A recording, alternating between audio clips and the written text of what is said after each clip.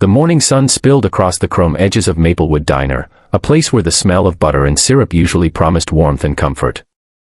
But on this particular day, the light couldn't erase the darkness that crept into the hearts of a few cruel boys. At a booth near the window sat a girl in a wheelchair, her plate of pancakes resting in front of her like a fragile shield against the world. Her name was Clara, and though her face carried the quiet strength of someone who had endured much, her trembling hands betrayed her unease. The boys at the next booth didn't just laugh at her. They crossed a line that should never be crossed. One of them slapped the plate from her lap, sending the food crashing to the tiled floor, and another pushed her wheelchair back with a mocking shove. The diner froze. The laughter of the bullies rang louder than the clatter of falling plates. Clara's eyes welled with tears she tried so hard to hold back, but humiliation burned hotter than pain. If you believe that kindness should always conquer cruelty, that second chances matter, and that no one deserves to be treated this way, take a moment right now to like this video, comment, share it with others, and subscribe to Kindness Corner. Together, we can remind the world that compassion is stronger than hate. Clara's life had never been easy. She was born with a spinal condition that left her reliant on a wheelchair, but her parents always told her that her spirit was meant to soar, even if her legs could not. She clung to that belief, though the world often seemed determined to crush it. Every day, she faced quiet stares, whispered remarks, or the pitying smiles of strangers who couldn't imagine her life. But what she faced that morning in the diner went far beyond pity. It was cruelty sharp enough to wound the soul. As the boys jeered, others in the diner lowered their heads. Some shook their heads in disapproval but did nothing. The waitress, her hands full of coffee cups, froze in the aisle, fear etched on her face. Clara bent down awkwardly, trying to gather her pancakes with trembling hands, desperate not to make more of a scene. That's when another hand reached down, not rough, not mocking, but gentle. An older man, gray at the temples, quietly picked up the plate and set it back in front of her. "Don't mind them," he whispered, but his eyes darted nervously toward the gang of teenagers. The man's kindness was a small candle flickering in a room full of shadows, but Clara still felt exposed, broken in ways no one could see. She sat quietly after that, her appetite gone, her throat tight with unspoken words. She wanted to ask why the world worked this way, why people thought it was acceptable to torment those who were different. Her heart thudded in her chest with each burst of laughter from the bullies, who now bragged loudly about their bravery, oblivious to the cruelty of their actions. Clara closed her eyes and prayed for the hour to pass quickly, for the nightmare to end. An hour later, something unexpected happened, something that shifted the entire energy of the diner. It began as a low rumble, almost like thunder. Heads turned toward the wide glass windows as the sound grew louder, more distinct. Dozens of motorcycles rolled into the parking lot, their chrome glinting under the daylight. The sight alone was enough to make conversations hush and forks freeze in midair.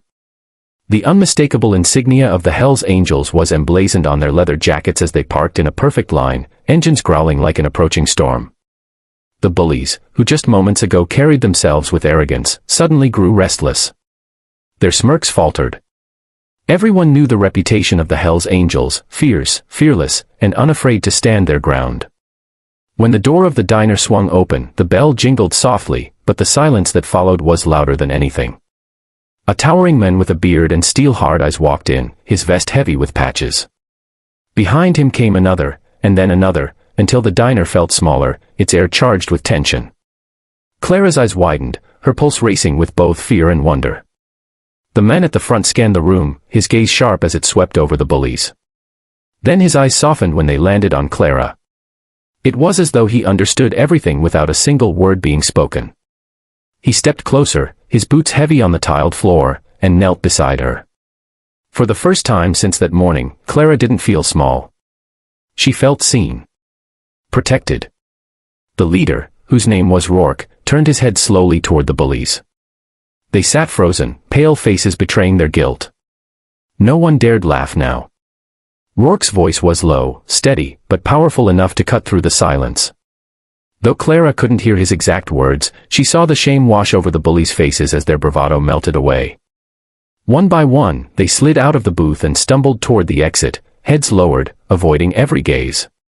They didn't dare meet Clara's eyes again. Outside, the motorcycles formed a wall of steel and leather, ensuring the boys' humiliation was complete before they fled. But Rourke didn't stop there. He called over the waitress, placed a large bill on the table, and told her to bring Clara anything she wanted, pancakes, milkshake, pie, the whole menu if she liked. He told her she was stronger than any of the cowards who had tried to break her spirit. Then, in a gesture no one in that diner would ever forget, he removed his own leather vest, draped it gently across Clara's shoulders, and told her she was now family. Tears streamed down Clara's face, not tears of humiliation, but tears of gratitude. In that single hour, her life had shifted. What began as a morning of pain became a moment of profound transformation. She realized kindness can come from unexpected places, and that sometimes the fiercest-looking people carried the softest hearts. The diner erupted in quiet applause, some patrons wiping tears from their eyes. The waitress hugged Clara, promising her that she'd never again sit in that diner feeling invisible. For the first time in a long time, Clara felt a surge of hope. She realized that though cruelty existed, so did courage, and sometimes strangers could step in to rewrite the ending of your story. If this story has touched your heart and reminded you that kindness can rise even in the most unlikely of places, please take a moment to like this video, share it with friends, subscribe to Kindness Corner, and leave a comment below.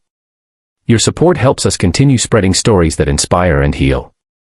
Before we end, I have one special request. Comment below what you would have done if you were in that diner that day. Would you have stood up for Clara? Your words might inspire someone else to act with courage when the moment comes.